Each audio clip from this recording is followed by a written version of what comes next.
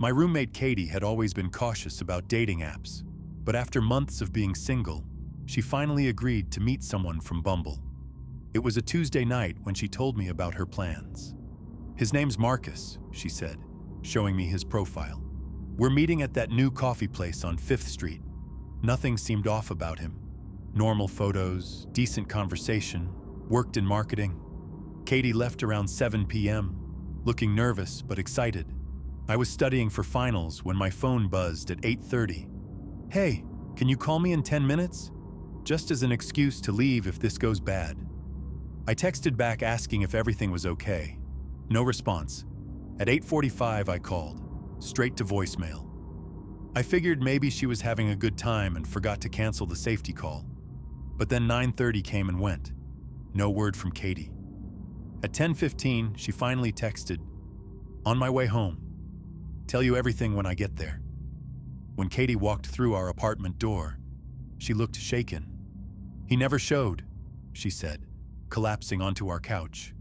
I waited for over an hour.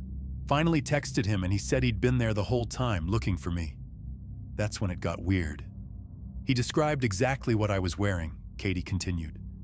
Down to my earrings. Said he saw me, but I looked different than my photos, so he wasn't sure it was me. I felt a chill. "What do you mean different?" He said I looked younger and more vulnerable than expected. Katie's voice dropped. But here's the thing. I was the only person sitting alone in that entire coffee shop. We both went quiet, trying to make sense of it. The next morning, Katie woke me up at 6 a.m. "Look at this," she whispered, showing me her phone. A new message from Marcus. "I know where you live now. Apartment 3B, right? We lived in 3B. Our building required a key card to get in. The only way to know our apartment number was to either follow someone inside or already have access." Katie immediately blocked his number and reported it to the app, but we couldn't shake the feeling we were being watched.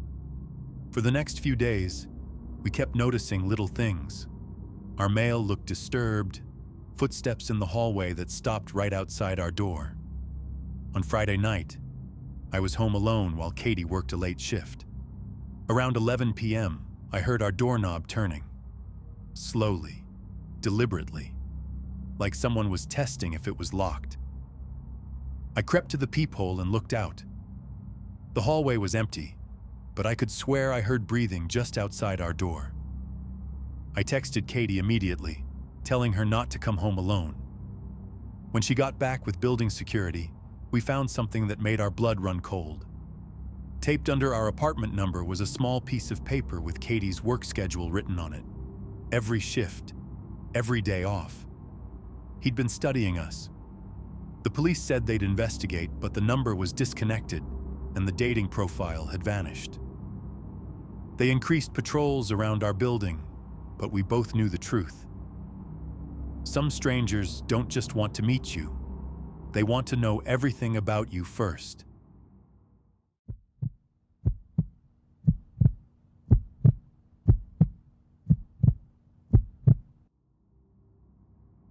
I'd been using Bumble for about 2 months after moving to Portland.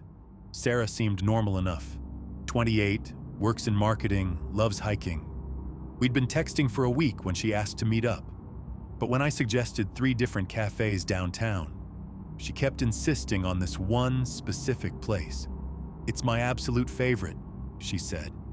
The weird thing? It was the small coffee shop 2 blocks from my apartment, the one I went to every morning before work. I arrived 5 minutes early and grabbed our table.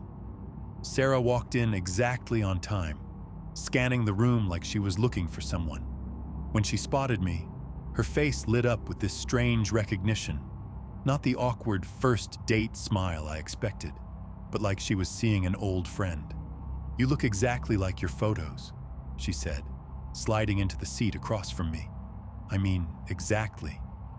The conversation started normally enough. We talked about work, the city, weekend plans, but then she started getting specific, really specific. She knew I was a graphic designer before I told her. She mentioned that I probably lived nearby since I suggested this place, and when I ordered my usual, She smiled and said, "I knew you'd get that." "Lucky guess," I laughed, but something cold settled in my stomach. An hour in, she excused herself to the bathroom. That's when I noticed her phone on the table, screen facing up. A notification popped up from Instagram. A photo of me from 3 days ago, sitting in this exact coffee shop, with the caption, "Morning routine." My blood went ice cold. I'd never posted that photo. I'd never even taken it. When she came back, I made an excuse about having to leave early. She looked disappointed but didn't argue. We said goodbye outside, and I watched her walk toward the bus stop before heading home. That night, I couldn't shake the feeling of being watched. I checked all my social media. Everything was private, nothing recent. But somehow, she had photos of me that didn't exist on my accounts. The next morning, I decided to skip my usual coffee routine. Instead, I left through my building's back entrance and drove to a Starbucks across town. As I sat there scrolling through my phone, a notification made my heart stop. Sarah had sent me a text. "Different coffee today? The blonde roast at Starbucks on Morrison isn't really your style." I looked around the crowded cafe, hands shaking. She was nowhere to be seen, but somehow she knew exactly where I was. I grabbed my things and left immediately, but the texts kept coming. "You seem upset. I just want to know you better. Why won't you answer?" I blocked her number and deleted the dating app, but it didn't stop. New numbers, new accounts, always the same message. She was watching. It's been 3 weeks now. I've changed my routines, taken different routes to work, even considered moving apartments. But every morning when I look out my window, I swear I see her car parked across the street. The police said they can't do anything until she makes a direct threat. But how do you explain to someone that the most terrifying thing isn't what she said? It's how much she already knew before we ever met.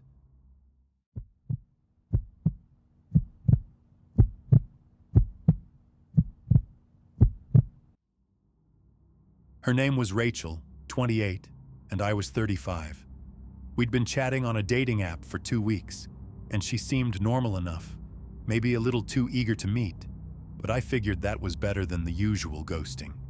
She picked this rundown place on the edge of town, claiming it had character. When I arrived at 7 p.m., she was already there, sitting in a corner booth with her back to the wall. She looked exactly like her photos, but something felt off. Her smile was too wide, too practiced, and she kept glancing toward the parking lot. "I already ordered for both of us," she said before I could sit down. "Coffee and pie. Hope that's okay." It wasn't really a question. 2 steaming cups sat between us, along with slices of apple pie that looked like they'd been sitting under heat lamps all day. The conversation started normal enough. Work, hobbies, the usual first date small talk. But every few minutes, she'd check her phone and look toward the door. When I asked about it, she said she was expecting a delivery. "At a diner?" I asked. "Food delivery," she said quickly. For my roommate, I took a sip of coffee. It tasted bitter, almost metallic. Sarah watched me drink it with an intensity that made my skin crawl. When I set the cup down, she immediately pushed it closer to me. "Drink up, it's getting cold." That's when I noticed her cup was still completely full. I pretended to drink while watching her in my peripheral vision. She kept checking the time on her phone. 9:15, 9:20, 9:25. Like she was waiting for something specific to happen. "I need to use the restroom," I said, standing up. "Oh, it's out of order," she said too quickly. "I asked earlier." I looked toward the back of the diner. The restroom door was clearly marked and looked perfectly functional. A chill ran down my spine. "I'll just step outside for some air then," I said. For the first time all evening, her composure cracked. "No, wait." But I was already walking toward the exit. Through the window, I could see a van parked next to my car. 2 figures sat in the front seats, and they straightened up when they saw me coming. I didn't run. I walked calmly to my car, got in, and drove straight to the police station. When I told them what happened, they said they'd had 3 similar reports in the past month, all involving the same woman, same diner, same MO. They found her still sitting in that booth at 2 a.m., waiting for me to collapse. The coffee tested positive for enough sedatives to knock out a horse,